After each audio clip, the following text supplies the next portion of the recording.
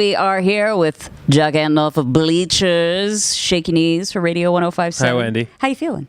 Good. Good. Yeah. We were just talking about evacuations, not of which is happening today. Yeah. Or summer festival scares. Yeah. You said you got evacuated twice From Lollapalooza. It's Lollapalooza, man. It's changed. A whole bunch of festivals. I've been evacuated so many times. One time there was like a tornado warning, some festival in Kansas. When we were going to play. Kansas, and that was terrifying because when you grow up in New Jersey, tornadoes are strictly for like the film Twister. You know? That's the experience. And if Bill Paxton shows up backstage, like, run. Is he dead? Know? Did he just die? Died. Yeah. So Philip Seymour Hoffman's in Twister also. And he's gone. Wow. On Anyway. to lighter things. So look, Told you I'd give you something good for Facebook Live. Gone now. Okay, a couple of things. I'm just going to start with the cover. That bedazzled jacket and hat you got going on, the full captain's wear. Where did that idea come from? Well, I wrote a lot of the album, not in like a morbid way, but just from the perspective of not being here. So in some ways dead. This ties to what we were talking about before, I guess. This is a real uplifting one. I thought about the cover and I thought, how would I look if I wasn't here anymore?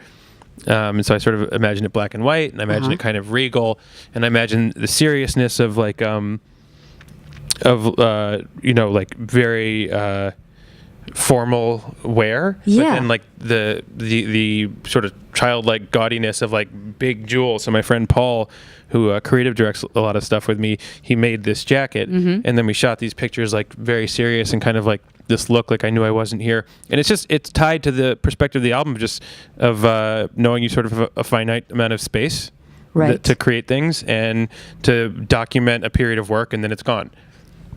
Wow. Yeah, so okay. it's sort of in many ways I'm supposed to be dead on the cover is the easiest way to put it. But not in like a horrible, scary way. But just, gone now. Okay, so how does the red dot tie in? The red dot, that's a secret. I saw that. Okay. Yeah. Will that be revealed later? Yeah, I'll tell you next time. Okay. It'll tie into things. Well, but fans will find it because I was like, "Oh, Japan. He's a dictator." I do like Japan. Okay. But the red dot is the red dot is non-geographical. Okay. Yeah, that much I can tell you. Okay. But it's a bit of a thread that's. It'll tie it all together. Yeah. All will be revealed. It's one of those. Okay. I also noticed on this album, the first album, there were a couple of producers involved, including you. This time, solo producer. It's your name on it. I didn't see anybody else. There's other people involved. Actually, a bunch of people from Atlanta. But it is me. I really took this album into my own space, built a small studio in my apartment, and just did it from there. And I'd go out and get things. So I did produce it, but there's a weird duality. There's this exciting list of collaborators and producers, and then there's me sitting alone in a room. So, for example, Atlanta ties into this. I'm a huge Organized Noise fan. I was going to ask you about that. Okay. Huge fan of theirs, all the Outkast and TLC work. And on the other end of things, as a producer, I always hate it when people ask me to do things that I've already done. So I kind of got the idea in my head that I would think of my favorite producers who make very much not the kind of music that I make, and then ask them to come into my world. So that's one. I came to Atlanta for 2 days. I went to Doppler, which I heard is since closed studio. I worked with Organized Noise, took it back to my house and sort of sifted through it. Went to LA, worked with Soundwave, Emil Haney, Greg Kirsten. So there's all these great collaborators, but I really did take everything home and sat alone. It was very important to me that the album be exactly what it was, which is the sound of a person alone in a room trying to make sense of things. Lyrics, memories, ideas, loss, etc., and then even literally trying to make sense of all these sounds. If you saw my studio, there's just stuff everywhere, and I think that's what Bleachers is this tight and controlled mess, sort of. So, is it safe to say this is like a snapshot? You get married? I've been married. You're a married person? Yeah, I am a married person. Okay. Sorry. You were like, what? What is shiny? that? Yeah. Yes, it's a ring. That was 2004. I thought we had a future. Yeah. He's been around for a little bit. Okay. I think you've met him. Probably. It's okay. fine. Anyway. You're in the middle of something. Sidetracked. That went live on Facebook. We'll talk about that later. I'll show you pictures. It was a lovely day. Going back to this particular album, would you say this is like a snapshot of where, like you said, a person alone in a room? Is this a snapshot of time, or do you have lyrics and vibes from like a while ago on this album that you've put in here. I just pictured you as like a free spirit for some reason, just traveling around the country. I don't know why. You're like, yeah. Okay, so this... I am a free spirit traveling the country. Again, we'll talk about that. I have a lot of questions about marriage. Okay. Because I'm potentially on the brink. If you want to switch this interview and you can interview me, no, it's fine. We'll go back and forth. It's not live. No, it is live. No, it's not. So we got all the time. What was the question again? About snapshots? Kodak. No, it's about like, or I'm asking you, is the album kind of a snapshot of a person in a room, kind of like what's happening in your head at the time? Well, it's a snapshot. I think all my favorite work that other people have done or that I've done always ends up being a very specific documentary of a moment. Okay. So whether it's for this album, it was a 2-year time period. Not a day longer, not a day shorter. It has to be this moment. You have to know when to start and know when to stop. Mm-hmm. And it's really a feeling. I don't start writing until I have the feeling. So I'm not just always writing. I think people think that a lot because I put out a lot of stuff. I was going to say, yeah, because I feel like you're pretty prolific. If people say that to me, and I always think, I think people think that, well, they're right. For some artists, they write 50 songs and they make an album. I only write what I put out. There's never anything more. So I get this feeling like everything I write is the best thing I've done. And I just, if it's not really working out, if I start something, I start a lot of ideas, but I never finish them if they're not right. So I always think it's funny when people think that of me because I actually feel like, I only put out a few things here and there. Right. So it's an album's supposed to be, to my estimation, a perfect documentary of a time when you're most inspired to make it. An album's not 12 songs. An album is an album. So you could have 1 million songs, not have an album. So I really think about that kind of thing. And then just snapshotting where you are, who you are, and what you sound like. Everyone sounds like something, right? Some of us define it by the music we like. Some of us define it by the music we make. But just hearing that sound and then trying to extract it, that's the pain of it all. It's so obnoxious sometimes. And I feel like, like you said, you kind of challenged yourself a little bit with, working with folks from Atlanta that you hadn't worked with before. Just thinking in terms of like, what are other challenges musically that you'd be interested in? Because I feel like also, you writing with so many different artists, I'm sure those experiences kind of bleed into your headspace, your ears, like where you're at. I feel like you all, as artists, kind of absorb a little bit of each other when you work together. Well, it's one thing. I mean, making work is just one general thing. Then there's just different angles of it. So if I do something with someone else, or if I'm making a Bleachers album, it's a different process, but the same goal. It's this idea that you hear something, you have an idea, and you just are...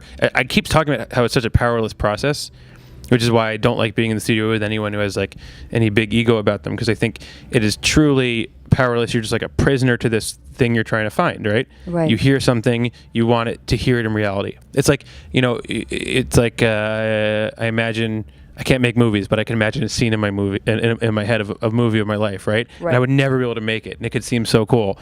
But with music, I do know how to make it. So if I imagine something, I spend a lot of time trying to make it, and it's not done until it sounds like the way it sounded in my head. And that, to me, is how you make records that sound like yourself. So you don't get obsessed with, I don't really listen to many other things, so you don't get obsessed with wanting to sound like this or that. It's just sort of what you hear in your head, which ends up being a big mix of all the music that has come through your whole life. Yeah, absolutely. And I would imagine it always evolves, like I said, in the sense that, you said you don't listen to a whole lot of other artists, but just specifically in working with other artists, because then you're getting totally unadulterated, like their creative process. Yeah, and you learn methods. So I don't think there's ever an easy way to get there. I think some songs just take forever, some songs don't. But the one thing you can work at is method. So like I know certain combinations, certain sounds, and the way my studio is set up, and things that might inspire me. I can learn those things. Mm-hmm. But there's no other. But you can't learn to really actually do it. Sometimes you're just waiting. So there's songs in this album that took a year and a half to make. There's songs in this album that took a day and a half to make. It doesn't matter.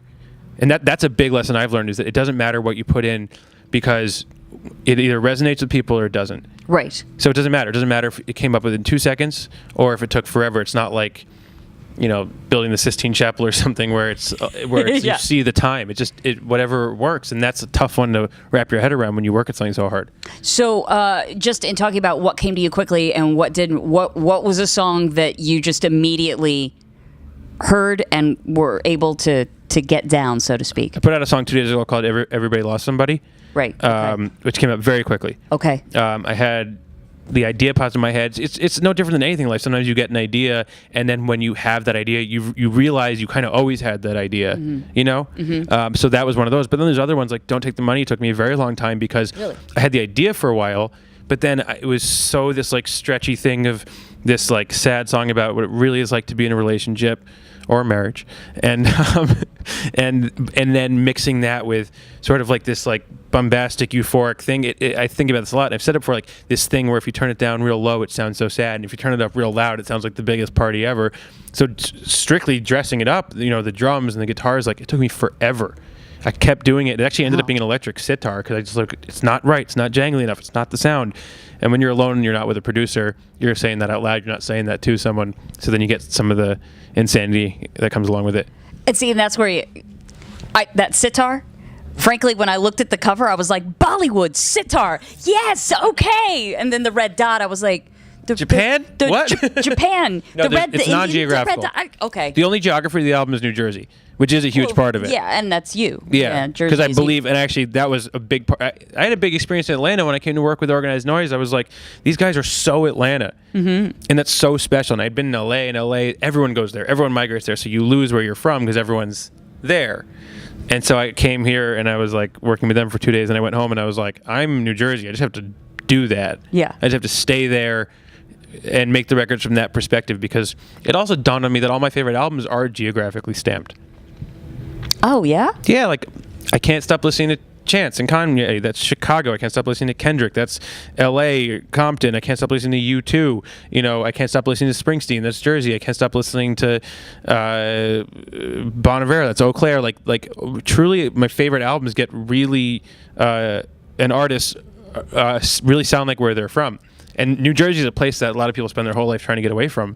But there's a sound there. There is a sound, and I grew up with that sound. There's a real sound. And I remember learning that. It's in my music, and I know what the sound is now. It's the sound of people who can see New York City outside their window, like I was when I was a kid.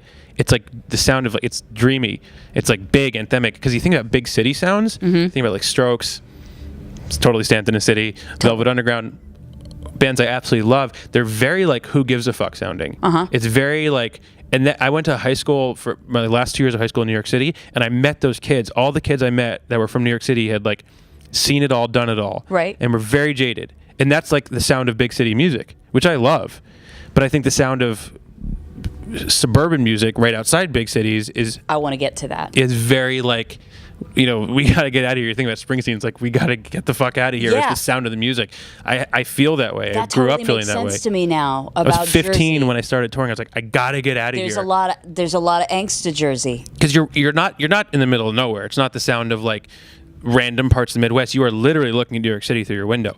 So I had that, and now I realize that it's amazing to be from somewhere that affords you hope to dream, because you're not in the center of the world. Right. You go up in New York, LA, Chicago, London. What else could you want in life? You're there. You're like, I've already seen it. You made it. You know, I've seen it. Might as well just start building your app. Yeah, exactly. Atlanta's cool because Atlanta's like a sort of feels like a separate kind of city. Like it's got its own thing. Atlanta's still forging its own history. I feel it's that a way lot about like younger than Atlanta, Austin, New Orleans, like these cities that are like, they're big cities and they've got the spoils of big cities, but they allow like a certain level of like people who feel the need to define what it is. That's why we see so much Atlanta music right now. Yeah. There's a pride to it. Yeah. We don't see that with LA. We saw it in the 60s with LA, Randy Newman, Joni Mitchell. Now it's like, well, everyone went to LA to go. Yeah, exactly. So a big part of it was going back to New Jersey via Atlanta. Sort of. Well, cool. I really appreciate it, and I look forward to the set and the red dot. Now I'm mystified by this. I'm going to focus on this. Why don't we plan an interview in a couple months, and I'll reveal it to you? Yes. Okay. Because we talked about it first. I haven't talked to anyone. This is like my first radio interview. I'm just starting to do this, so red dot. We'll start it. All right. We'll finish it where we left it. Started it. We'll finish it one day. Yeah. Enjoy it. Okay. Awesome.